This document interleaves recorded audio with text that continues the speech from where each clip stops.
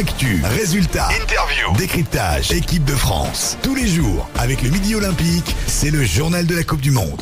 Et bonjour à tous, ça y est, on y est, c'est le jour J, jour de France All Black. Ce soir, à 21h15, nos Bleus entrent dans leur compétition avec un objectif clair, devenir champion du monde pour la première fois. Et c'est donc ce matin un chant du coq exceptionnel avec un programme exceptionnel. C'est très simple, vous saurez tout de la journée du 15 de France jusqu'au coup d'envoi à 21h15 grâce à notre envoyé spécial Nicolas Zanardi qui est au plus près des Bleus. Pierre-Laurent Gou sera avec nous pour un édito déjà légendaire, je vous l'annonce.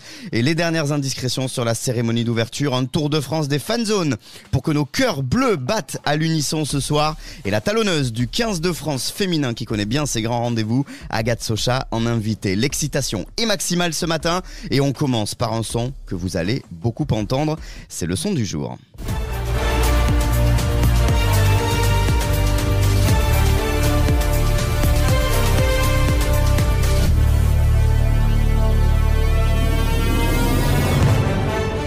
La musique d'entrée des joueurs donc pour cette Coupe du Monde composée par le français Michael Boumendil, ça donne envie de chausser les crampons et d'être déjà à ce soir. D'ailleurs, c'est le moment de filer à Paris, à Saint-Denis, au plus près du Stade de France. Dans le Chant du Coq, c'est notre page Équipe de France. Le Chant du Coq, analyse, interview, reportage, toute l'actu de l'équipe de France. Et est-ce qu'il a chaussé ses crampons, lui, à quelques heures du coup d'envoi? Non, on est plutôt à l'heure du café. Salut Nicolas Zanardi. Oui, pas encore. Bonjour tout le monde.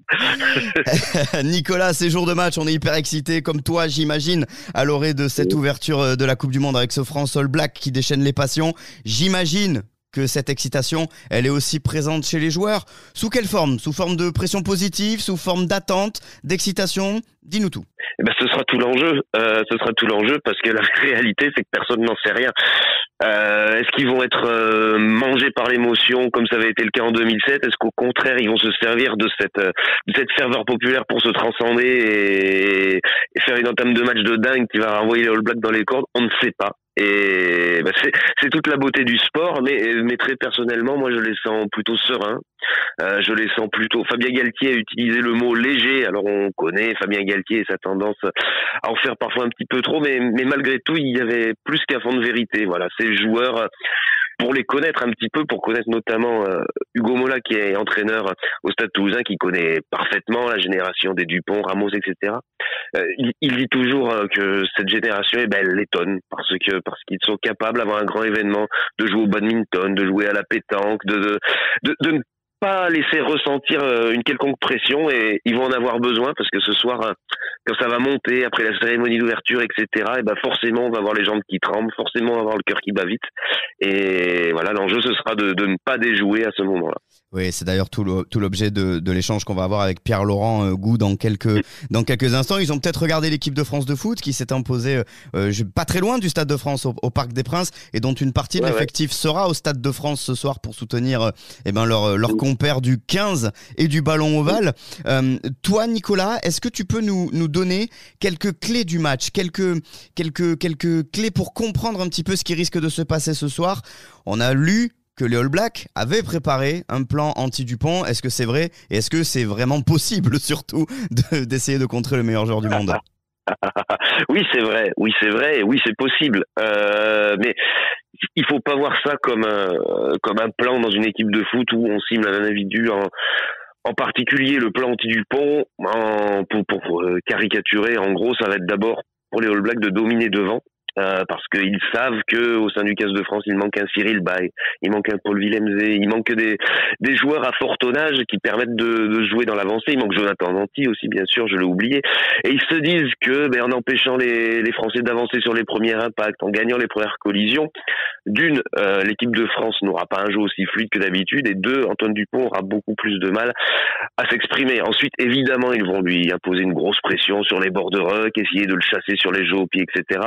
Essayer de l'empêcher de se porter au soutien quand un Français traverse, en lui empêchant d'être le premier à l'intérieur comme il est souvent. Voilà, ça va être ça grossièrement le plan anti-Dupont. Après, moi, ce que je redoute le plus, d'une, c'est dans le combat, peut-être un 5-2 devant, qui a pas encore apporté toutes les garanties dans les matchs de préparation, notamment en mêlée fermée. Et de deux, le jeu aérien des All Blacks. C'est-à-dire qu'on peut s'attendre, au vu du match contre l'Australie, où notre triangle arrière a pas été très performant sous les balles en haut, à avoir un vrai bombardement de la part des All Blacks, beaucoup de chandelles, beaucoup de jeux au pied, beaucoup de ballons à très forte pression, sous lesquels il faudra s'imposer, ce qui n'est pas nécessairement le point fort de Gabin Villiers, de Damien Penaud, et un petit point en dessous de Thomas Ramos. Donc ça je le redoute beaucoup, parce que les All Blacks, d'une, ils ont des joueurs très précis dans le jeu au pied et très performants dans ces duels aériens. Voilà. Écoute, c'est ma plus grosse crainte. On a toutes les clés pour un petit peu savoir comment ça va se passer et essayer de comprendre aussi la tactique d'un côté comme de l'autre. Merci beaucoup Nicolas. Un petit prono pour terminer peut-être, comment est-ce que tu vois cette rencontre? Victoire des Bleus? Oui, parce que on parle de nos faiblesses, mais on a aussi beaucoup de points forts. Je pense qu'on en a assez, notamment les ballons portés, notamment les attaques en première main où on est très performant pour faire déjouer ces Blacks-là. Donc moi je vois une victoire, 23-19.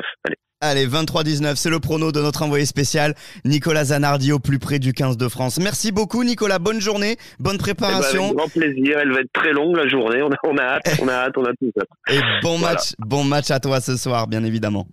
Lui aussi, comme nos Bleus, il est dans les starting blocks. Pierre-Laurent Gou nous rejoint pour son humeur du jour. Le journal de la Coupe du Monde, l'édito du jour. Et aujourd'hui, Pierre-Laurent, toi et moi, on va pas être d'accord, je pense. Moi, il y a un petit truc qui m'inquiète. Figure-toi, c'est cette cérémonie d'ouverture. Ça va changer les habitudes de nos Bleus, ça va demander forcément un surplus d'un flux nerveux. Et j'ai peur qu'on le paye. Tu vois, en début de match, quand les Blacks vont nous rentrer dedans, c'est sûr, dans le premier quart d'heure. Est-ce que tu partages cette idée ou alors est-ce que tu es à contre-courant de ce que je viens de dire? Non, Thomas, sois rassuré. Les joueurs du 15 de France ont l'habitude un peu des avant-matchs bousculés, que leur routine ne soit pas forcément la même, que ce soit en top 14 ou en Coupe d'Europe, déjà le protocole n'est pas le même. Et puis j'ai envie de te dire, en équipe de France, il y a une très grande majorité de joueurs toulousains et rochelais. Et rappelle-toi la finale top 14, avec cette présentation des joueurs qui dure des heures, parce qu'Emmanuel Macron aime bien discuter avec eux. Donc pas de soucis, moi je trouve, pour ce match d'ouverture. Et on va la gagner, on n'en doute pas, on est tous derrière les Bleus. Merci beaucoup Pierre-Laurent, et bien sûr, bon match à toi ce soir. Merci Thomas, bon match à toi. De l'art rugbystique à l'art tout court, il n'y a qu'un pas. La cérémonie d'ouverture s'annonce grandiose, on en parlait tout à l'heure avec notre envoyé spécial, et ça tombe bien, on en reparle tout de suite. Le chant du coq, le journal de la Coupe du Monde, reportage. Plus que quelques heures, le compte à rebours est lancé. Patience encore un petit peu avant de voir le cuir voler de main en main. Il faudra déjà être devant les écrans dès 20h ce soir. Avant le match d'ouverture, c'est la traditionnelle cérémonie d'ouverture. Revue de détails et indiscrétion avec Reda Messaoudi. J'arrive qu'une femme sublime aux yeux marrons m'apportait mon petit déjeuner au lit. J'aime me beurrer la biscotte. Vous l'avez reconnu, oui, c'est bien lui, c'est l'un des comédiens préférés des Français, l'Oscarisé Jean Dujardin, qui sera donc aux manettes de la cérémonie d'ouverture de notre mondial à la maison. Alors, à quoi cela va ressembler? Eh bien, peu d'infos, mais on s'est glissé dans les coulisses telles de petites souris pour aller à la pêche aux infos, et la pêche était bonne. Confidence de Jean Dujardin au micro du diffuseur TF1, juste après la répétition. De l'artisanat, du sport, des artistes. Regardez, on en sort, regarde, tout ça c'est vrai. Tout ça c'est du vrai. Ouais. Je sais pas, c'est de l'effort, c'est de l'envie, je sais pas ce que c'est l'âge. D'abord, 20h, c'est l'heure de rendez-vous pour ne rien manquer de la cérémonie diffusée en direct sur TF1. Comptez 25 minutes pour lancer officiellement la Coupe du Monde, la 10e de l'histoire du rugby. Alors qu'est-ce qu'on y met dedans? Eh bien, on devrait y retrouver pas moins de 200 figurants, parmi eux des habitants voisins du Stade de France et originaires de la Seine-Saint-Denis, qui ont tous d'ailleurs signé un accord de confidentialité pour garder secret le contenu de la cérémonie, même si les répétitions, et ça on le sait, ont débuté il y a un mois maintenant. Jean Dujardin sera accompagné d'Olivier Ferracci à la conception du show, retransmis, et c'est un record, dans 182 pays. 33 invités de renom représenteront le savoir-faire gastronomique, sportif et artistique de la France. Parmi ces personnalités, on retrouvera notamment le chef Guy Savoy, ami du sélectionneur du 15 de France Fabien Galtier, la chanteuse Zazie, le comédien Philippe Lachaud ou encore le chocolatier et pâtissier Pierre Hermé. Enfin, cerise sur le gâteau, ou bien réacteur sur le toit du Stade de France, la patrouille de France sera de la partie. Tout est réuni pour une entrée en matière et qu'elle soit la plus belle possible. Il nous reste une seule mission, gagner le match. La patrouille de France, il fallait au moins ça pour lancer les Bleus dans la compétition ce soir à partir de 21h15 donc au Stade de France. Mais ce n'est pas qu'à Saint-Denis que la foule va pousser les Bleus. On attend un engouement jamais vu pour un match du 15 de France ce soir, en famille, entre amis, dans les bars bien sûr, mais aussi dans les 9 villages rugby en France, Bordeaux, Lille, Lyon, Marseille, Nantes, Nice, Paris, Saint-Étienne et aussi la capitale du rugby, la vraie, Toulouse. À Toulouse, justement, ce sont 40 000 personnes qui vont pousser derrière les Bleus au cœur d'un dispositif exceptionnel, le plus grand du pays. Écoutons le responsable de cette fan zone géante, celle de la Ville Rose, Jean Garrigue. Elle est déjà la plus grande de France parce que c'est la plus grande en superficie, déjà premièrement. Ensuite, elle est la plus grande de France parce qu'on va pouvoir accueillir jusqu'à 40 000 personnes. Donc, on va avoir 2 écrans géants qui seront positionnés. Un sur une première partie de la Prédifite qui pourra accueillir 30 000 personnes. Et l'autre sur la deuxième, au milieu de la Prédifite, qui pourra accueillir 10 000 personnes. Ce sera un rendez-vous incroyable pour les Toulousains. Et puis, c'est bien normal puisque on pouvait pas faire autrement. À Toulouse, on est quand même la capitale du rugby. Donc, on se devait d'être au rendez-vous et c'est ce que l'on va faire et on va montrer que même si les matchs de l'équipe de France seront au Stade de France, à Toulouse, on va faire une ambiance incroyable. Des ateliers rugby, il y aura des multiples animations, puis il y aura aussi une deuxième zone pour les 30 000 personnes, où là, on va essayer de reproduire l'ambiance d'un stade. On aura aussi des joueurs de rugby du Stade toulousain qui viendront avec le bouclier, c'est certain, mais aussi analyser les matchs, débriefer à la mi-temps et débriefer à la fin du match, mais on va le faire pour le grand public. Des fan zones, des écrans géants et des lieux de festivités sportives. Tout est prêt pour suivre et encourager les Bleus ce soir. Du bleu, encore du bleu, toujours du bleu. Et au féminin cette fois-ci, on accueille notre invité. Le Chant du Coq, tous les matins en podcast. Toute l'actu de la Coupe du Monde de rugby. La talonneuse du 15 de France féminin est avec nous, Agathe Socha. Salut Agathe. Salut Agathe, ce soir il y a un énorme match. Parle-nous de ce que ça représente pour toi déjà de porter ce maillot bleu. Explique-nous un petit peu ce que vont ressentir les hommes de Fabien Galtier ce soir sur la pelouse du Stade de France, même s'ils seront plutôt en blanc ce soir face aux All Blacks. La Marseillaise, le haka, le fait que ce soit un match d'ouverture. À ton avis, quelles émotions vont-ils ressentir? Qu'est-ce qu'ils vont ressentir dans leur trip ce soir? Je pense que ce qu'ils vont ressentir, c'est assez énorme en termes d'émotions. Il y a un mélange de pression, il y a une fierté. La première chose, je pense que c'est la fierté de représenter la France en Coupe du Monde.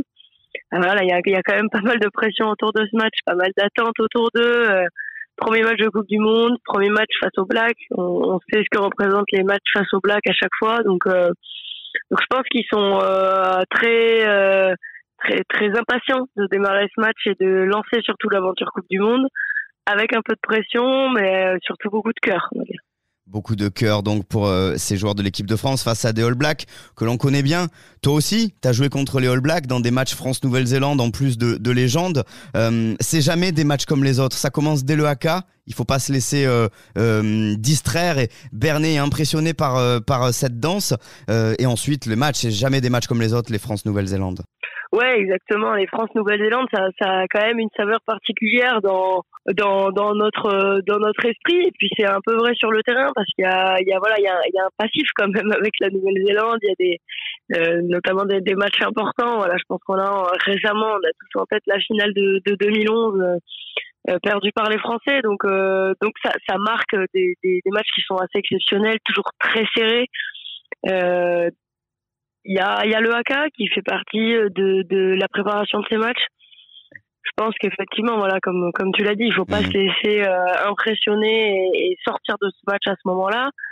Ça fait partie. C'est un peu comme une hymne, mais ça, on est assez bien préparé. Je pense que y a aucun souci sur le fait que les garçons vont pas se laisser impressionner. C'est aussi le moment de laisser sortir les émotions pour après se concentrer sur le jeu. Mais c'est sûr que c'est des matchs qui ont une saveur tout à fait particulière.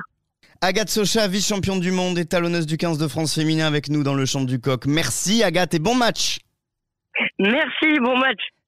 Le Chant du Coq, c'est fini pour aujourd'hui. N'oubliez pas de vous abonner sur les réseaux sociaux et sur votre plateforme de streaming préférée. Et puis bien sûr, le plus important, allez les Bleus, bon match. Et à demain dès 8h30 dans un nouveau Chant du Coq, on l'espère teinté de victoire.